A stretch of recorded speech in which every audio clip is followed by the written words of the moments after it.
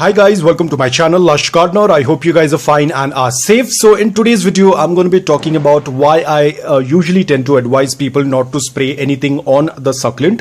Now this was one of the succulent that was recently purchased. Now it is quarantined, it is kept in isolation because when I unpacked the succulent, I happened to notice that there was some kind of residue on the succulents. You can see this light blue. Now this is nothing but a type of fungicide or insecticide that has been sprayed on the succulent. Now over here, if you're going to look at the leaves over here, now this looks like it is infected with some kind of mold, but it's actually a burn that is caused on the succulent, or probably it is edema, a sort of edema that has come up on the leaves. Now I'm not very sure if that was the reason why the succulent was sprayed with the insecticides, but this is the reason why I advise you not to do or spray anything. So you can see it has left a lot of these watermarks or the residue on the succulent, and it is very difficult to get rid of it. Probably I'll have to take a Q-tip and clean it up. That is the only option. But luckily this succulent does not have farina because it is Aguides. I think it is Aguides rubra. I'll put the name on the screen. So I don't have to be worried, because even if I clean it with a Q-tip, it's not going to be much of an issue because this succulent in general does not have any farina on it. But if this was a succulent with farina, it would have been almost impossible to clean it off. If you would have tried to clean it off, the farina would have definitely got damaged. In fact, with the spray itself, a lot of the farina would have been damaged. So this is the reason why I say never spray anything on the succulent, any liquid on the succulent. So apart from this, another important thing, whenever you purchase new succulents or whenever there are new plants that are coming into your house, do not introduce them right away with your other collection, because as you can see over here, now this was a big red flag. The seller might have had some kind of infestation in their succulents. So all of the succulents that I've purchased from them, I have kept it aside and I'm letting them recover, because I don't know if there are any mealybugs. They don't look visible on the succulent. Probably they might be in the leaves, or probably there could be eggs. Even while reporting, I did not find any eggs, or I did not find any mealybugs on the succulent. Probably the fungicide or insecticide might have kind of reduced it, but again I'm not very sure. So whenever you're not sure, just keep it aside away from all your other collection, but you have to ensure that it's kept in indirect bright light. So always locate a place wherein there is a good amount of indirect bright light, where there is a good amount of air circulation, and you do not have any other plants around. So whenever you purchase your new succulents, you can just keep them there for a week or so. At the same time, they will also get acclimated in that place, and you can minimize the risk of any pest or bugs transferring to your existing collection.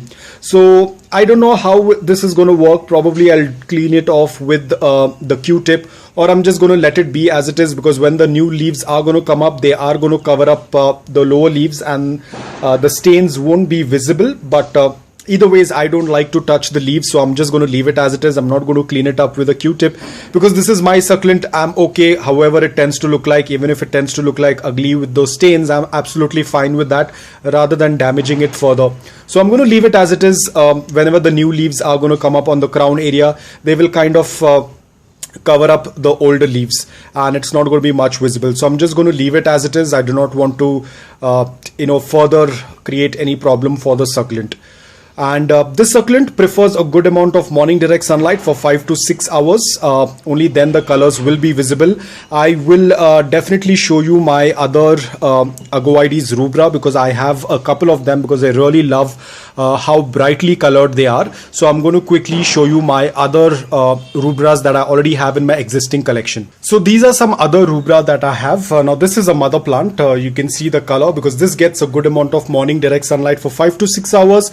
After which it gets indirect bright light throughout the day, and then a little bit of bonus evening direct sunlight. So you can see the colors are fantastic. I have to water it. It is slightly dehydrated, because you can see the leaves are closing inwards. And then I have the pups, which are also beautifully colored. You can see they look fantastic. Again, these get a good amount of morning direct sunlight for 5 to 6 hours, after which there is indirect bright light throughout the day and a little bit of evening direct sunlight. So this was the first pup, and then I have another one over over here. So they look really fantastic. They have this beautiful red color. Now the only issue is, as I've said this earlier as well, aguaides do not like a high amount of humidity. They prefer their soil to be bone dry before you water them once again. The soil has to be loose, porous and well draining, and you have to ensure that there is not much nutrients or the soil is not organic rich. They prefer a very lean nutrient soil. Sunlight, again, you need to give a good amount of morning direct sunlight for 5 to 6 hours. Only then they are going to get that bright color.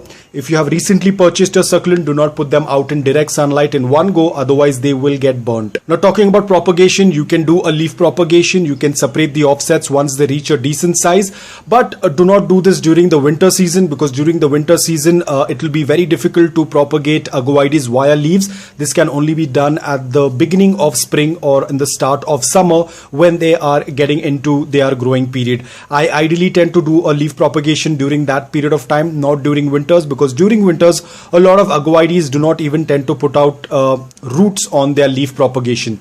So that was all about it. It's a very simple to grow succulent. Mealybugs, I haven't seen anything on my collection. I'm not very sure about the one that I've purchased, but on my existing collection I never had any issue of mealybugs, probably because they get a good amount of sunlight, or probably because there is very less nutrients in the soil.